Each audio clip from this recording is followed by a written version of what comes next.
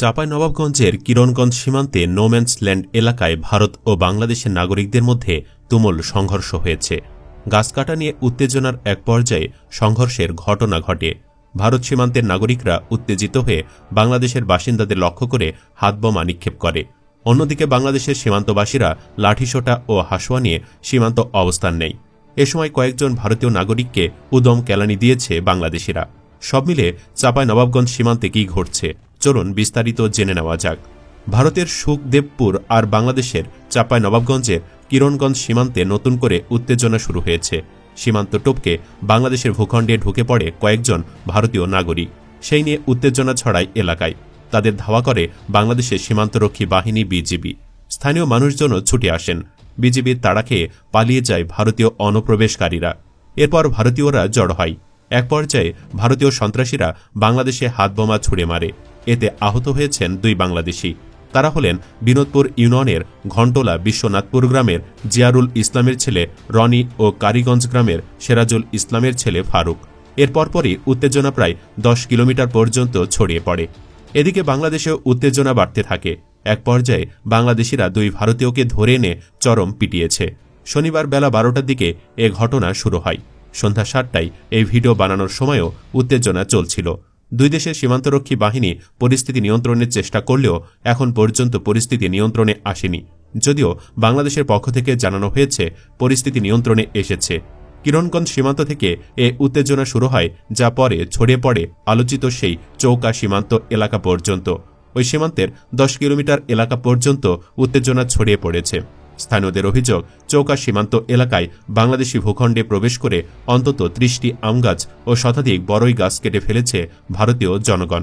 কালীগঞ্জ ঘুমটোলা গ্রামের রোবো বলেন, আহত ফারুক মোটরসাইকেলে সীমান্ত এলাকার পরিস্থিতি দেখার জন্য অবস্থান করলে ভারতীয়দের ছোড়া পাথরে তিনি মাথায় গুরুতর আহত হয়েছেন। মিঠুন নামে একজন বলেন, আহত রনি সীমান্তে বাস নিয়ে দাঁড়িয়ে থাকার সময় ভারতীয় 10 জনের মতো বাংলাদেশে অনুপ্রবেশ করে তার উপর আক্রমণ করে।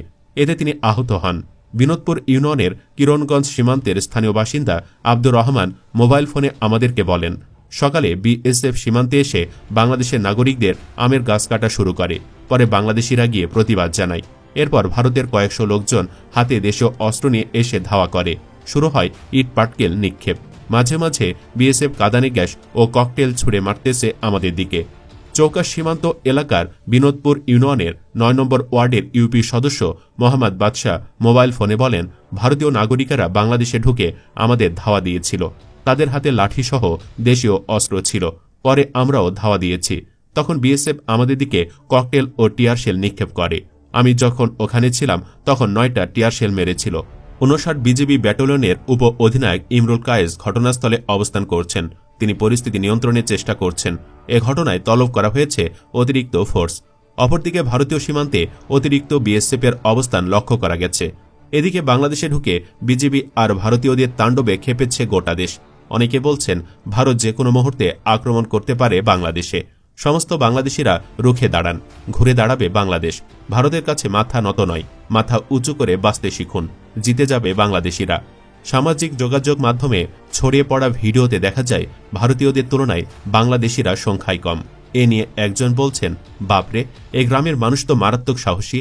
ওপাশে 1000 মানুষ ও বিএসএফ এবং এপারে সংখ্যায় খুবই কম, তারপরও এগিয়ে হুঙ্কার দিচ্ছে। বা খুবই ভালো। এর আগেও কদিন আগে একই এলাকায় ভারতীয়দের সাথে সংঘর্ষে জড়ায় বাংলাদেশিরা। সে সময় চাঁপাইনবাবগঞ্জ সীমান্তে বিএসএফের কাঁটাতারের বেড়া বাধা দেওয়ার সময় সংঘর্ষ ঘটে। তবে এবার ভারতীয়রা যেভাবে মারমুখী ভঙ্গিতে বাংলাদেশে হামলা চালিয়েছে তা নজিরবিহীন। ওই ঘটনার পর নয়াদিল্লিতে ঢাকার রাষ্ট্রদূতকে তলব করা হয়। সব মিলে ভারতের সাথে বাংলাদেশের সম্পর্ক ক্রমে যুদ্ধের দিকে এগিয়ে যাচ্ছে। আর সবশেষ নতুন করে টানাপোড়েন উস্কে দিল সীমান্ত ইস্যু। হঠাৎ কেন সীমান্তে বিএসএফ এমন তৎপর হল তা নিয়ে চলছে আলোচনা। তাদের এই কার্যকলাপের ইঙ্গিতই বাকি, সেটা বোঝার চেষ্টা করছেন বিশ্লেষকরা। একাধিক সূত্রে জানা গেছে, বাংলাদেশ নিয়ে ভারতের নতুন চিন্তার প্রকাশ ঘটছে সীমান্তে। তারা বাংলাদেশের সীমানায় নজরদারি আরও শক্তিশালী করার জন্য সিসি ক্যামেরার পাশাপাশি অত্যাধুনিক প্রযুক্তি ব্যবহার করছে। এ প্রযুক্তির মধ্যে রয়েছে নাইট ভিশন ক্যামেরা ও মুভমেন্ট ডিটেক্টর, যা নিরাপত্তার দিক থেকে বিএসএফের কার্যক্রমকে আরও কার্যকর করেছে। এরই ধারাবাহিকতায় সীমান্তে নতুন করে কাঁটাতারের বেড়া নির্মাণের উদ্যোগ নিয়েছে ভারত সরকার। তথ্যমতে বাংলাদেশ ও ভারতের মধ্যে বিদ্যমান ৪,১৫৬ কিলোমিটার সীমান্তের মধ্যে ৩,২৭১ কিলোমিটার স্থানে ভারতীয় কর্তৃপক্ষ কাঁটাতারের বেড়া স্থাপন করেছে এবং ৮৮৫ কিলোমিটার স্থানে কাঁটাতারের বেড়া নির্মাণ করা হয়নি। সেসব স্থানে ভারতের বিএসএফ কাঁটাতারের বেড়া বানাতে চাইছে। সীমান্ত ইস্যুতে উত্তেজনার মধ্যেই ঢাকায় নিযুক্ত ভারতীয় হাই কমিশনার প্রণয় ভার্মাকে তলব করে কড়া প্রতিবাদ জানায় ঢাকা। মোট কথা, সীমান্ত নিয়ে ভারতের সাথে বাংলাদেশের দ্বন্দ্ব যেন মিটছেই না। বিএসএফ ২০১০ সালে দহগ্রামের প্রবেশদ্বার ৩ বিঘা করিডোর সংক্রান্ত চুক্তির তথ্য উপস্থাপন করে সীমান্তের শূন্যরেখায় একসারি কাঁটাতারের বেড়া নির্মাণের যুক্তি তুলে ধরে, কিন্তু বিএসএফই ২০২১ সালে ওই চুক্তি অমান্য করে। তখন ৩ বিঘা করিডোর দিয়ে দহগ্রাম ব্রডব্যান্ড ইন্টারনেট সেবা পৌঁছে দিতে বাংলাদেশ অপটিক্যাল কেবল লাইন স্থাপনের কাজ শুরু করলে তাতে বাধা দেয় বিএসএফ। সেই ঘটনার এখনও কোনো সমাধান হয়নি। এবার কোনো আলোচনা ছাড়া সীমান্তে কাঁটাতারের বেড়া নির্মাণ বা চেষ্টা আন্তর্জাতিক আইনের লঙ্ঘন বলে মনে করেন বিশ্লেষকরা। তারা বলছেন, বিএসএফের জোরপূর্বক এমন কর্মকাণ্ডের পেছনে কারণ খতিয়ে দেখা প্রয়োজন। বিশ্লেষকদের মতে, সীমান্তে ফেলানিসহ বিভিন্ন হত্যাকাণ্ড বাংলাদেশিদের মধ্যে ক্ষোভের জন্ম দিয়েছে। বিএসএফের সাম্প্রতিক কার্যকলাপ এবং সীমান্তে নতুন পদক্ষেপের ফলে পরিস্থিতি আরও উত্তপ্ত হয়ে উঠতে পারে। একাধিক কূটনীতি বিশ্লেষক বলেন, সীমান্ত সমস্যা আলোচনার মাধ্যমে সমাধান করা প্রয়োজন। সীমান্ত নিয়ে বাড়াবাড়ি করাটা মোটেও সমীচীন নয়, তাহলে উভয় পক্ষেরই ক্ষতি হবে।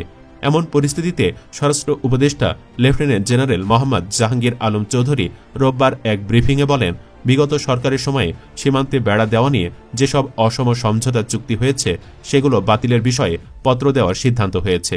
পরবর্তী মাসে বিজিবি ও বিএসএফের মধ্যে ডিজি পর্যায়ে বৈঠক হবে। বাংলাদেশ ও ভারতের মধ্যকার সীমানা নির্ধারণ ও উভয় দেশের সীমান্তরক্ষী বাহিনীর দায়িত্ব পালন সংক্রান্ত বিষয়ে বিভিন্ন সময়ে উভয় দেশের মধ্যে সই হওয়া মোট ৪টি চুক্তি আছে বলেও জানান উপদেষ্টা। তিনি আরও জানান, বাংলাদেশ ভারত যুগ্ম সীমান্ত নির্দেশনাবলী ১৯৭৫ অনুযায়ী উভয় দেশের শূন্যরেখা ১৫০ গজের মধ্যে প্রতিরক্ষা সামর্থ্যতা সংবলিত যে কোনো কাজ সম্পন্নের বিষয়ে সুস্পষ্ট নিষেধাজ্ঞা রয়েছে। এছাড়া উভয় দেশের প্রয়োজনে শূন্যরেখা থেকে ১৫০ গজের মধ্যে যে কোনো উন্নয়নমূলক কাজ সম্পন্নের ক্ষেত্রে একে অন্যের সম্মতি নেওয়ার বাধ্যবাধকতা রয়েছে। বিজিবির সঙ্গে যুদ্ধবদ্ধ হয়ে সীমান্তে বেড়া দেওয়ার প্রতিবাদ করা উপদেষ্টা সীমান্তবর্তী জেলার অধিবাসীদের ধন্যবাদ জানান। বিদ্যমান পরিস্থিতি নিয়ে তিনি বলেন, বিএসএফের সঙ্গে বিজিবির যোগাযোগ হচ্ছে। পররাষ্ট্র মন্ত্রণালয়কেও এ বিষয়ে এরই মধ্যে জানানো হয়েছে। আর তলবে এসে সীমান্তে কাঁটাতারের বেড়া নির্মাণের বিষয়ে ভারতের হাই কমিশনার প্রণয় ভার্মা বলেন, নিরাপত্তার জন্য সীমান্তে কাঁটাতারের বেড়া দেওয়ার ব্যাপারে আমাদের মধ্যে বোঝাপড়া রয়েছে। এ নিয়ে বিএসএফ ও বিজিবির মধ্যে যোগাযোগ রয়েছে। আমরা আশা করি সীমান্তে অপরাধ দমনের বিষয়ে সহযোগিতার মাধ্যমে সেই বোঝাপড়ার বাস্তবায়ন হবে। সীমান্ত পরিস্থিতি নিয়ে জানতে চাইলে সাবেক রাষ্ট্রদূত মুন্সিফ ফয়েজ আহমদ রোববার রাতে বলেন, সীমান্ত ব্যবস্থা নিয়ে ভারতের সঙ্গে আমাদের ৪টি চুক্তি রয়েছে, সেগুলো উভয় পক্ষের মেনে চলতে হবে। সীমান্তে ১৫০ গজের মধ্যে কোনো দেশেরই স্থাপনা থাকতে পারবে না, এটি নিয়ম। তবে সমস্যা আলোচনার মাধ্যমে সমাধান করা প্রয়োজন। সীমান্ত নিয়ে বাড়াবাড়ি করাটা মোটেও সমীচীন নয়, তাহলে উভয় পক্ষেরই ক্ষতি হবে। সুপ্রিয় দর্শক, ভারত এখন থেকে কোনো ধরনের অন্যায় করতে এলে তার উচিত জবাব দেওয়ার কথা বলছেন অনেকেই। আপনিও কি তাদের সাথে একমত?